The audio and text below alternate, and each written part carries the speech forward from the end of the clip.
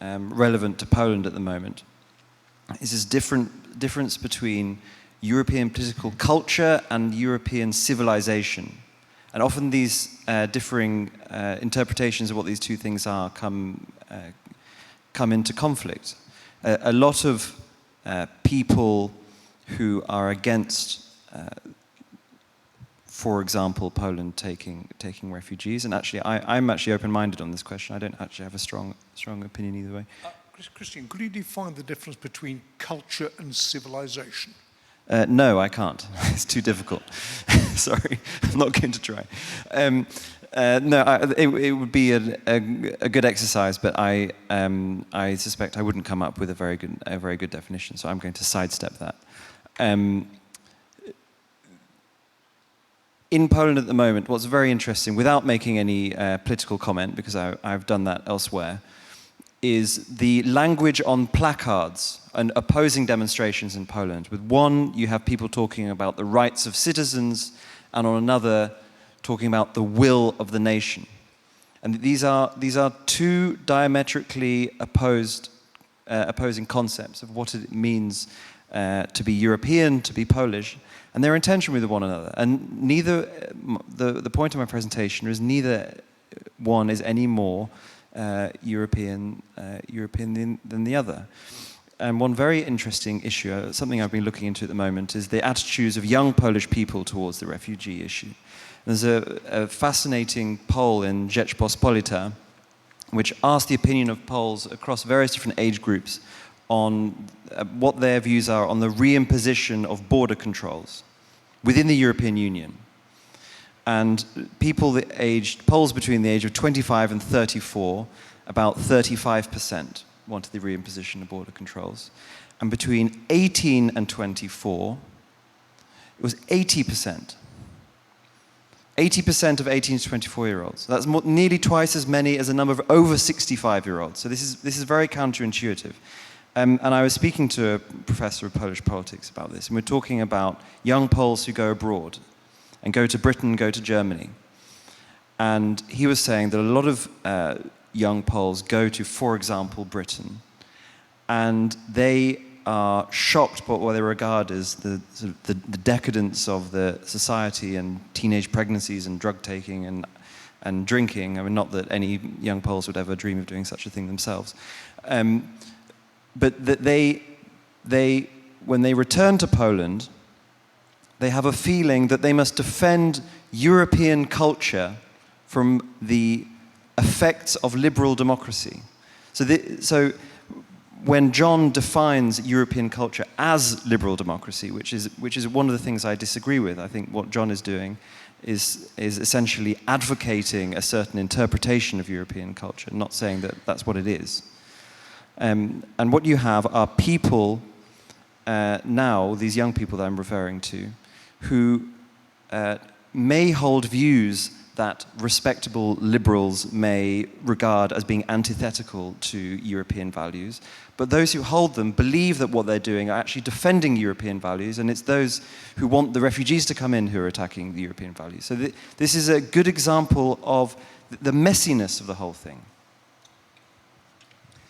Yes, I would simply, first of all, to agree, anyone can drape the European cloak over their shoulders. Wrocław was Festung Breslau, but of course the other great phrase of the Nazis was Fortress Europe, right? And they used that term quite consciously. As part of their propaganda. Nevertheless, and in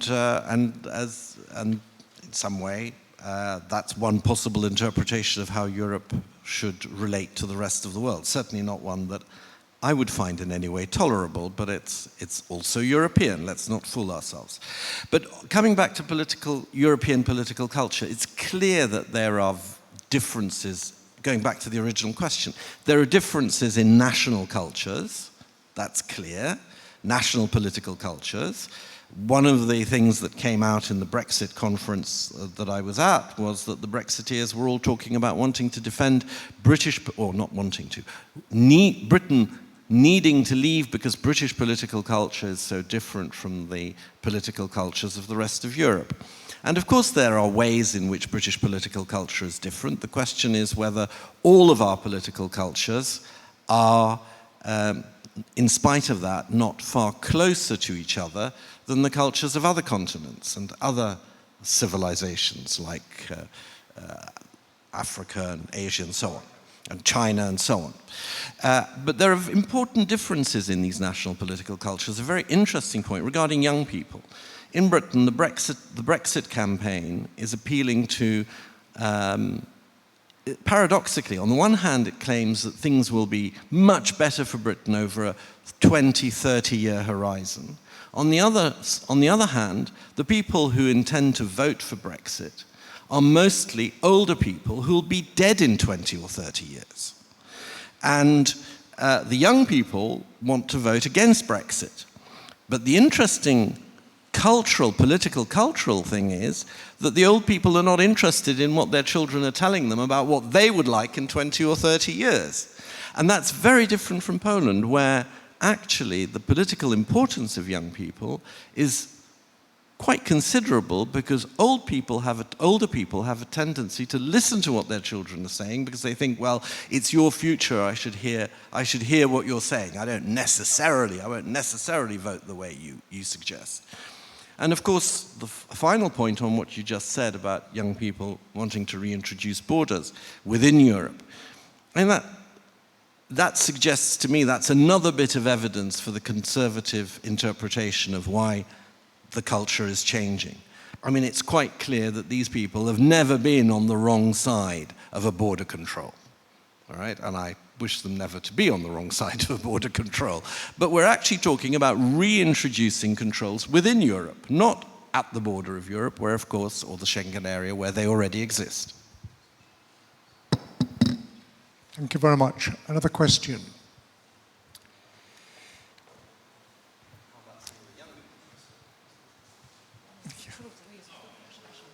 Dziękuję bardzo. Dziękuję. Tadeusz Luty. When I heard about the title of the debate, I really got interested, because on the first view, for me, there is some controversy between politics and culture. Culture, for most of us probably, is understood more intuitively, and politics is something which we experience, let's say, almost every day. I'm speaking from the view of a person who has never been educated deeply in politology, and who has a general education touching problems of culture, more specifically European culture. And I was really expecting from you to find a kind of a clear definition of the political culture. And probably the closest to my expectation was Professor John Martin, who has analyzed this by asking questions one after the other, culture. Now, there is one thing which cannot come to my mind in a consistent way, is the following, that politics doesn't mean truth. Professor Martin said nicely, truth is not concern for, let's say, for politicians, for political parties, and so on. And yes, it is, I would say, true. On the other hand, truth and everything which is around the truth is at the essence of culture. Just to give you a strong argument is the role of universities. University is the mirror of culture. And the main aim of university, and especially research at university, is to look for truth. So this brings me to a question. How you can place universities and scholars in this area, kind of muggy area, trying to find political culture? Thank you. Thank you very much. That is a very, very interesting fundamental question.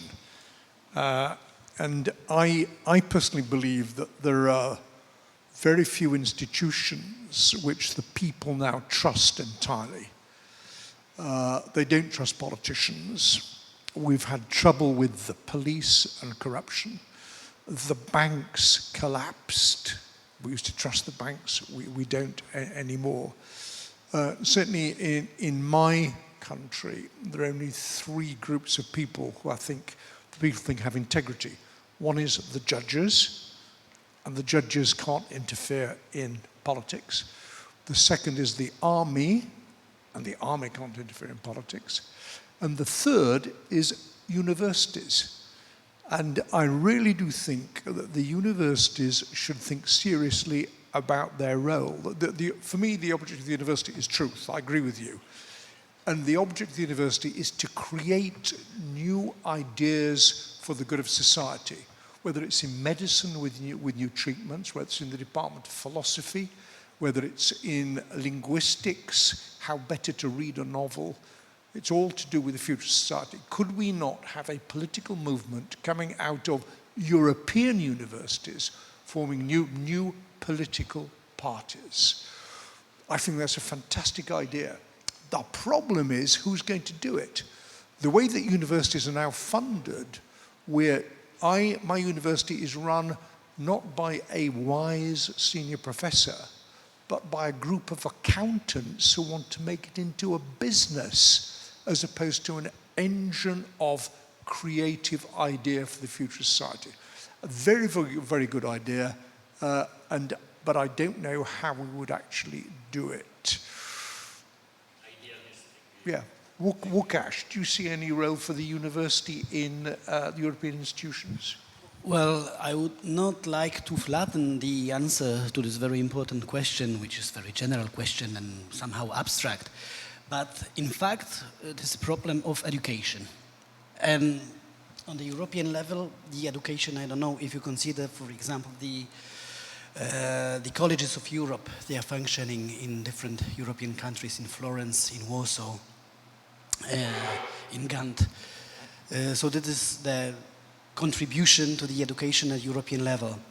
Also, I would point out to the scholarships which are being financed from the EU budget, like the Erasmus. So this is the contribution which helps to develop the common sense of education between the universities in different countries. So, Łukasz, perhaps we need a European Commission budget to encourage political activity within universities. Will you take that back to the European Parliament, please? Of course. Can I just say quickly on terms of political culture? I mean, obviously we're referring to Britain quite a bit, but I worked in the British Parliament for nearly 4 years.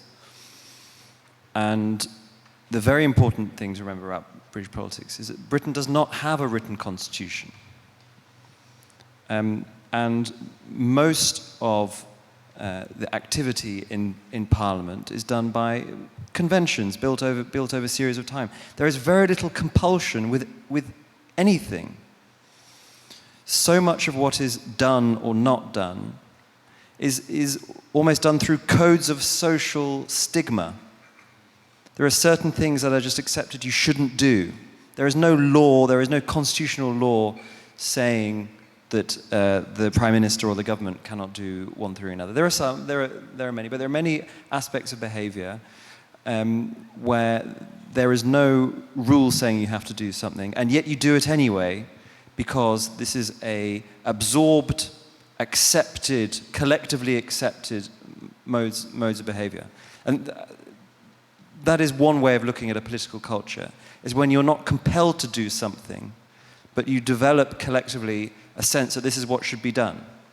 And this is what is missing in Poland at the moment. And again, I'm not in this forum saying whose fault I think it is, but what you have are very clearly two political cultures which are irreconcilable. And what's so interesting is you have all this talk about a compromise on the Constitutional Court, for example. There can be no compromise because the Constitution is not there to be compromised. It's against the very point of a Constitution. There can be no political compromise reached by politicians in the Parliament. That the judges of the Constitution will then say, okay, we will accept that. Because it's not up to the judges of the Constitution to accept a political compromise from the politicians. They rule on what is done, and if there is a constitutional majority to change the Constitution can be changed. So you have two irreconcilable political cultures. And this is a source of instability. Thank you, Christian. Is there a final question from the young people? Well, how old are you, sir? No, question. Can we keep them brief, please? Yes, indeed. So Fernando Nogales, Embassy of Spain to Poland, and it is a pleasure to find again Mr. John Martin a few years after our Spanish British tertulias. So, I mean, I'm coming back to the main question of this debate, and it's interesting that, nobody from the audience is actually requiring any translation, and I think that it is a sign that there is an European culture. So to me, how the people in the panel could interpret the fact that now, within seconds, we now have much better access to what is happening real time in London. We can, in a second, buy the latest book that has been published in London, Madrid, France, Warsaw. But in parts of society, there seems to be a greater urge to come to a local cultural reference. So that's, to me, the things that actually cannot understand. Thank you. So thank you very much for that question. I'll just tell everybody what the Spanish-British tertulia is. And it's a very European political cultural event. Gibraltar belongs to Britain. Spain wants it. And so a group got together of academics and politicians to have dinner together and to discuss the problem of Gibraltar, Spanish and British. What a wonderful concept. It's the sort of thing you were talking about. Thank you very much. So, any more questions from the young people here? No, okay, fine, come on then. I'm not sure if I count as young, 37. Yes, you're very young, yes. My name is Maciej Litvin. I'm a local fellow. I share my time between teaching at university and supporting analytically the City Hall here. First of all, thank you very much for very interesting insights. I need one anecdote and one metaphor before I put the question to you, and the question would be to everyone. The anecdote is the following. I was struck by one detail when I visited the European institutions. It was mostly about the Commission. There is a very marked preference for modern abstract art in the hallways. Of course, it would be very difficult to imagine a British Director General sporting a painting of Admiral Nelson, or the former commissioner, the president of the Commission having a portrait of Marquise de Pombal. That would be flashpoints, potentially. But I think it's very interesting in the light of major themes of humanities in the last 30 years, which is the concept of narrative as the dominant in the sense that we make about politics. So when I listened to your speeches, that came back to me. If we say that there are instances in which Project Fear is reasonable, we indirectly admit that there is a gap between the concrete, psychologically relevant experience of the citizens and the elaborate, complex, abstract experience of the policymakers. If we say that the European elites are not living up to what we expect of them, we indirectly allude to the very same gap between the concrete and the abstract. And that brings me to the metaphor. In the 14th century, there was a crisis at the universities in Europe. Nominalists appeared. What they were basically saying was that there are limits to Aristotle. Syllogistic reason is effective, it's important, it's wonderful. But there are limits to it. There is an area where our predications, our predicates, our reason is only thin air. We can believe in it, but we should not present it as science. So, could we think of the big picture situations in which we have found ourselves as the new scholasticism crisis? Could we view it in such terms? My intuition is that if we were to adopt this metaphor as relevant, just as a thought experiment, there would be considerable risks in equating Europe with the European Union. Please, could you respond to this?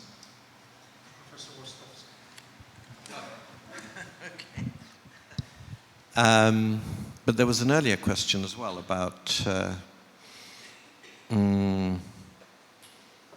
effectively the earlier question was about, can you remind me? No, the earlier question, the Spanish one.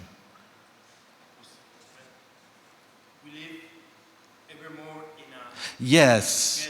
European culture, but our basic frame of reference seems to be Is local. Only national, Is but local. even regional Even and local.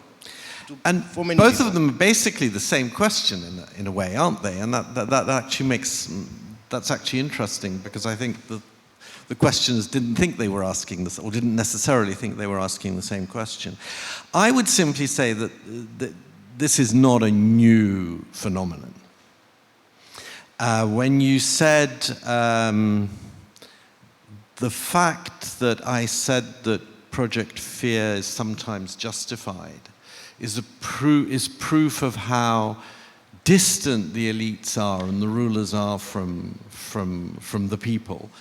I remember being taught at school in England about the reaction of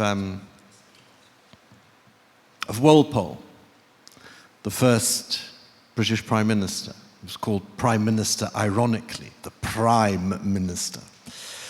And he was Prime Minister when war broke out with Spain, the so-called War of Jenkins' Ear, speaking of Spain, because a British ship had been stopped by the Spanish Navy, and the ear of the captain had been cut off, and this led to war.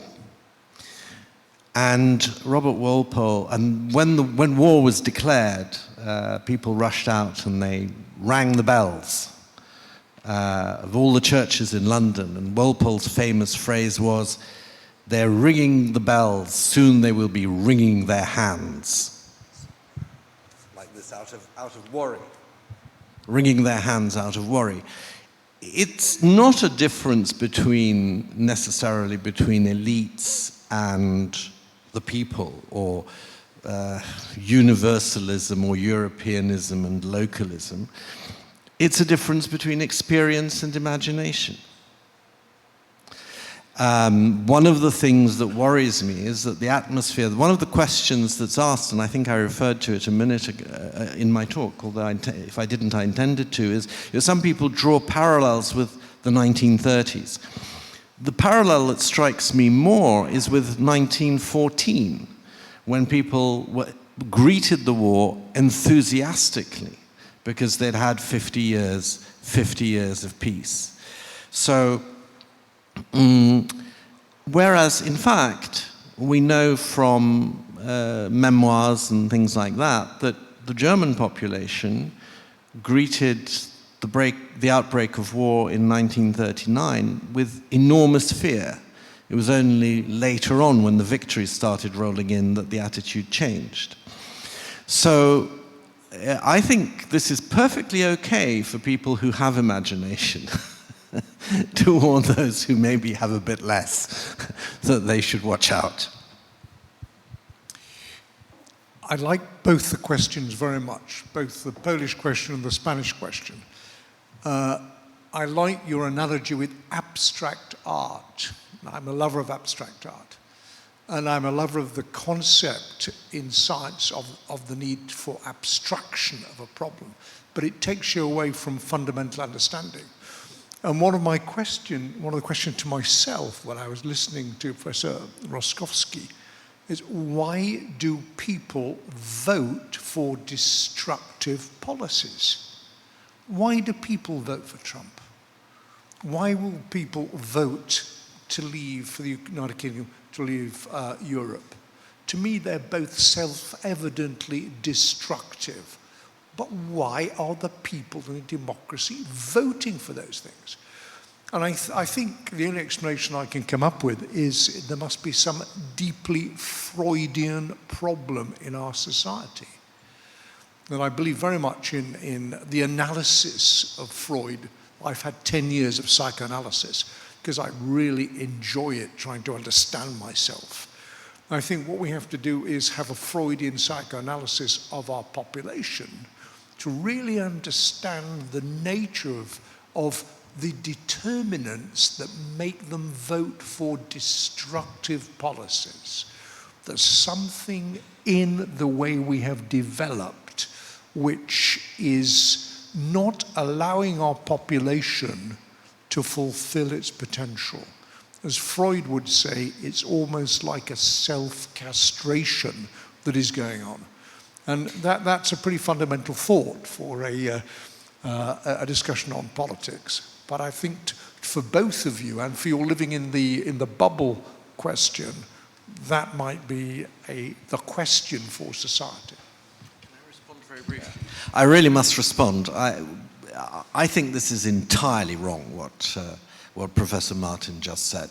I think people vote for dangerous people because the dangerous people explain to them that everything will be okay. And I think that people just, the reason people, I mean, what are we talking about? We're talking about people voting for, no, he's not there.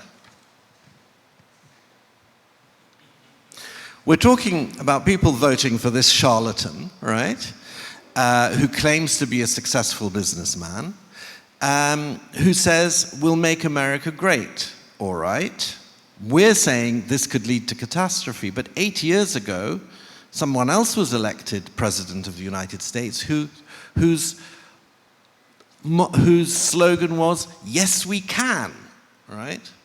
Well, and we heard that slogan was actually very successful in Poland in October. People vote this way because they think it'll be all right, because things have always been all right, and because they'll carry on being all right. And maybe the people who want to come in will do a little bit better and be a little bit nicer and maybe more interesting. Well, I disagree entirely, Professor Ossowski. Men fall in love with the wrong women, with the dangerous women, and that leads them to disaster in the relationship because of something that's happened early in their development.